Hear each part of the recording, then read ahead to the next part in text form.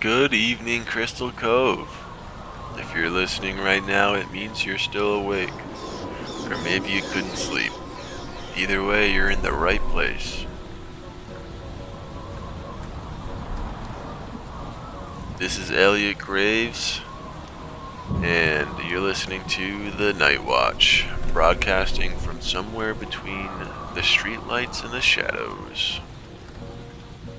Crystal Cove looks peaceful at night. Ocean calm, the house is dark. But anyone who's lived here long enough knows the truth. Things don't rest here. Tonight, we got reports coming in about lights flickering on inside the old Harrington house. Oh, I'm sorry, mansion. Yes, the one that's been abandoned since '98. No power, no residents, and yet people are swearing they're hearing footsteps. Well, alright. Later we'll take your calls and hopefully get a little news on that, get a little insight. Other than that, um, call in if you have any other sightings, things you probably haven't told anyone else because they would call you crazy. But first, let's talk about what's been watching the east side of the town. If you're new to Crystal Cove, you might think the stories are exaggerated. Every town has rumors. Every town has a haunted house. But here, the rumors tend to repeat themselves. Same locations, same descriptions, same times of night. It's just after midnight now, which matters more than you'd think. Most of the calls we get come in between 12 and 2. Always have. So, before we talk more about the Harrington place, let's open up the lines. If you've seen something tonight, or any night, you're not bothering anyone. You're not crazy. And you're definitely not the only one. So, don't be shy. Give us a call. Okay. I don't really know how to start this, so I'm just gonna say it straight.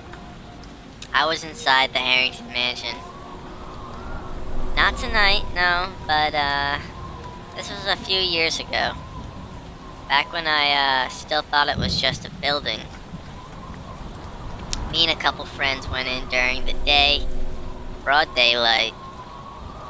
The doors already busted open, boards hanging loose. It didn't feel illegal or anything, It just kind of felt forgotten. We didn't stay long. Most of the rooms were empty and boring. Dust, old wallpaper peeling off. But there was one room upstairs that didn't quite feel abandoned. There was no furniture, no lights, but the air was, like, warm. Like someone had just been in there. I remember standing in the doorway and thinking, this is the part where something happens. And sure enough, nothing did. That's the part that sticks with me. Nothing happened until later, right? Because every single basically ever since that day, whenever I drive past the place at night, I get this pressure in my chest, like I forgot something important, like someone is waiting for me to remember something. I don't know why I'm calling now. I haven't talked about this in years. I heard you mention the upstairs window of that place, and well, that was the room, Anyways, yeah, that's it. Alright. Well, thanks for calling. I guess we'll just hop on right to the next line. Caller, you're up. Hey, good evening. I won't take too much time. I've already said this out loud once tonight, and that's more than enough. At least, that's more than I usually allow myself. You see, I walk my dog every night along the old coastal trail. The same route, every time. I like routines, so they make it easier to notice when something breaks them. So about 3 weeks ago, I noticed someone standing near the stone ruins just past the bend where the old battlements used to be. And at first I thought it was like a reenactor. We get those occasionally, the history buffs, tourists with cameras. But this figure didn't move like a person pretending. It was a tall, broad, dark, and head to toe in this armor, I think. Not shiny, but dull. Like it had been buried or something. The helmet was just wrong. There was no face opening, just a slit where the eyes should be. I stopped walking. My dog stopped too. And that's important because he never does. The figure didn't approach either. Didn't gesture. Didn't threaten. It just stood there. Like it was guarding something. The next night, it was there again. Same spot, same posture. I didn't bring my dog the third night. I stood farther back and I used binoculars, believe it or not. And that's when I realized the armor wasn't reflective at all. It absorbed the light. The street lamps dimmed around it. Like the dark had weight. I haven't gone back since, but I still check the trail for from my porch. And some nights I see it moving along the wall instead, slow, measured, like it's counting its steps. Man, I don't believe in monsters, but I believe in sentries. That's all.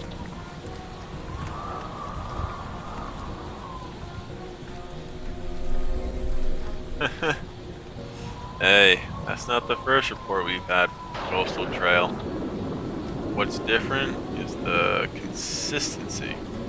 It's the same description, but same lack of interest in being seen. If you know what I'm saying, like, I don't know, this guarding something, that usually means there's something worth guarding, right? And Crystal Cove has never been short on things people would rather stay buried. I don't know. Anyway, that brings me over to something a little more official. Earlier today, the Crystal Cove Gazette ran a short piece on a group some of you already know about. They don't call themselves anything formal. No licenses, no office, no funding. Just a van, a dog, and an unusual success rate. That's right. Well, according to public records, this group has been linked to the resolution of at least 37 unexplained incidents in and around Crystal Cove. Disappearances, alleged hauntings, cryptid sightings. Every case closed with a rational explanation. Costumes, hidden passageways, old grudges. The paper calls it remarkable. law enforcement calls it helpful, and tourism calls it good for the town. But what the article doesn't mention is how many reports stop coming in after they leave. How certain locations go quiet. Not resolved, just quiet. I'm not saying they're wrong. I'm saying patterns don't lie. And neither do old towns, right? If you've got thoughts on that, or if you've got something that didn't fit in the explanation, the lines are still open and we're listening, so feel free to call in. Oh, and right now we're getting one. Alright, caller, you're on. Hi. I'm not really sure. You see, I'm not really sure if this fits with what you're doing tonight, but you said to call if something didn't sit right, right? Well, I hiked the trails north of town. Not the marked ones, but the older paths. The ones people stopped maintaining once they figured out no one was using them. And last weekend, I went farther out than usual, past the creek, past the split where the map says the trail ends. And that's where I found it. At first I thought it was debris, rope tangled in branches, but it wasn't random. They were knots, and they were intentional knots, clean, familiar. You know, I recognize them because, well, I've seen them on the news, in photos, in the little reenactments they show when a case gets wrapped up. Like, this was a real deal trap, right? And a big one, too. Pulley system, counterweight, netting stretched between the two trees. Only, the trap was already triggered. You see, the net was torn. Not snapped, but torn. Like something forced its way out. There were marks in the dirt underneath, drag marks, deep ones. No footprints, just grooves. And, you know, what bothered me the most there was the timing. You know, because I checked later, and there hasn't been a mystery out, any reported mysteries out there, right? So, no investigation, no press, no celebration photo. So, why was this trap built? Why was it sprung? It didn't catch anything, didn't take pictures, and I don't know why, but it just felt like a bad idea. I don't know. There were footprints leading away from the site, but those were human ones. 5 sets at least. They were calm, even, like whoever left them wasn't running. They just walked off. I don't know who that trap was for. I don't know if it worked. I just know it wasn't abandoned. Someone built it on purpose. And something didn't stay caught. And nobody ever reported on it. So, yeah. There's my story. Thanks, Elliot. That's all.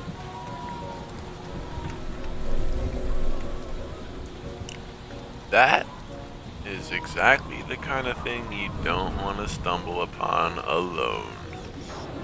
Ropes, nets, traps set where no one should be, and yet something moved through it, escaped.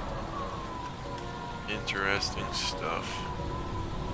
You can't help but wonder, was it meant for them, or were they meant for it?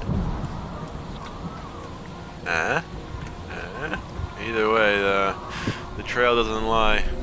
Someone or something is still active and still present. Alright, folks, let's take a small break from the calls and, well, I got some good news for the hungry folks in town. Yeah, you already know. For those of you who like something a little sweeter, or just want to remember that not everything in Crystal Cove comes with a warning, there's news from the malt shop on Main Street. Yep, the word is they rolled out a few new items. Nothing fancy, nothing overpriced, just good old-fashioned treats that make you remember why you came to this town in the first place. They've got a new caramel swirl sundae, topped with hand-toasted pecans. And if you ask, they'll drizzle a little sea salt on top. Balances the sweetness, and folks are calling it addictive. Then there's the midnight banana split. And not because it's dark or scary, it just looks like something you'd eat after a long walk at night. Maybe after your last call to the night watch. And for those who aren't in the mood for ice cream, they brought back the malted milkshake flight. 3 mini shakes, vanilla, chocolate, strawberry, the kind you can't get anywhere else in town. So, if you're wandering Main Street and you need a reason to feel like nothing strange is following you for a few minutes, stop by, grab a malt, watch the streetlights flicker in the distance. Let the night hum around you. Even in Crystal Cove, there are small comforts, even when the darkness lingers. And, I think I'm gonna take one more call and then we'll, wrap things up. What is this, caller number 4? Hi. Hey. Wow. Okay, so, I don't even know how to start, man. I mean, I've never really done anything like this. I usually just, I don't know, talk to Scoob or maybe my mom. But, this is different, yeah. So, like, the other night, Scoob and I were, walking home from the snack place, you know, the one. Yeah, fries, big fries, bigger than the plate sometimes, and, malt shakes. Yeah. Well, if you don't hold them the right, they kinda tumble over. That's a danger zone right there. But we're careful, mostly. Scoob, he's not careful at all, man. He just gulps the whole thing down every time. He's a good dog, though. Anyway, we were walking, talking, taking the long way. Not the main streets, the quiet streets. I like quiet, usually. But that night, man, it felt weird. Not scary. Not exactly. Just different. The air smells different. And, the night was quiet. Like, I don't know, wet concrete and popcorn from the theater. Yeah, that movie theater smell and hot asphalt. That's what we got going on in our nose at this time. You can tell the streetlights are working by the smell of, you know, whatever that is. It's hard to explain. So yeah, we're coming up on Elm Street. The old factory place, you know, abandoned, but not really. I mean, it's abandoned because no one's supposed to be there. But you can hear stuff at night. And Scoob gets jittery. He sniffs a lot and he growls. Not like aggressive growls, more like warning growls. And I trust those growls. Yeah, I do. So we were walking. passing. Man, I thought I saw something. Or maybe I didn't. Scoob barked once. I swear, just once. Not loud, just one bark. And the shadows, man, the shadows are weird there. They move even when the trees don't. I swear, I don't know, maybe it's the moon. Or maybe it's, I don't know, something else. Anyway, we hid behind a dumpster. Not a big dumpster, just a medium-sized one. Enough to crouch. Scooby's already pressed against me, shaking. Not exactly scared, just alert. Yeah, alert. That's the word. And I'm crouching there. Heart, man. Heart's beating like a drum. You know that drum sound? I can hear it in my head sometimes. It's loud at night. So I peek. Not too much. Just a little, and there's something tall. Dark. Like wearing a suit. Or maybe like armor? I don't know, man. But it was not shiny. It looked dull. No openings on the helmet either.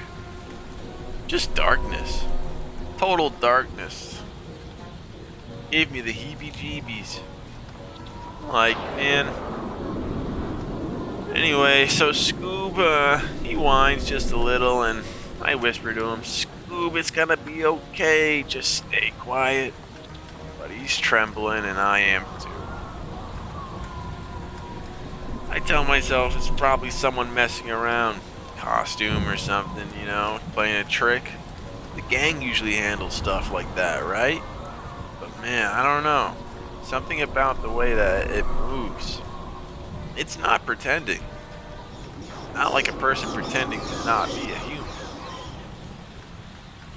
Maybe. I don't know.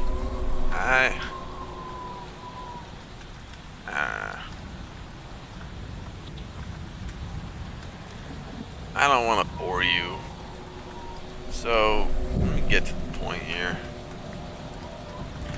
What happened was, we saw some knight in shining armor, or not so shining armor.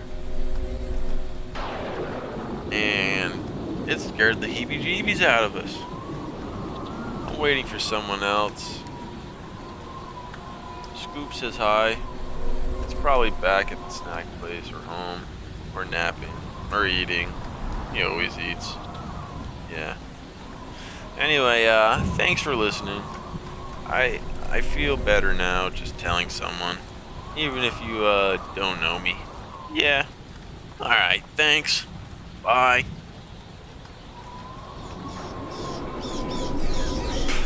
Well, that was something.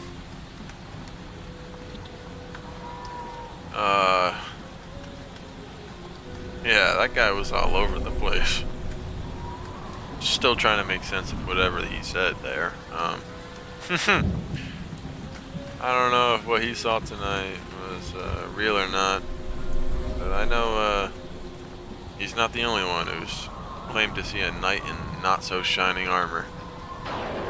So as the night stretches on and the streets grow quieter, remember, not everything that watches, waits, or moves wants to be noticed.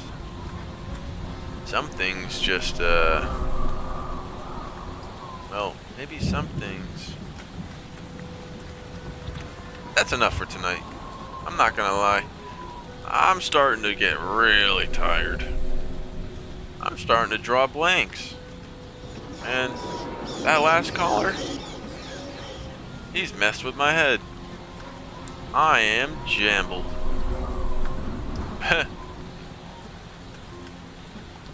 So thank you for keeping me company. And thank you for listening. For now, good night, Crystal Cove. And until next time.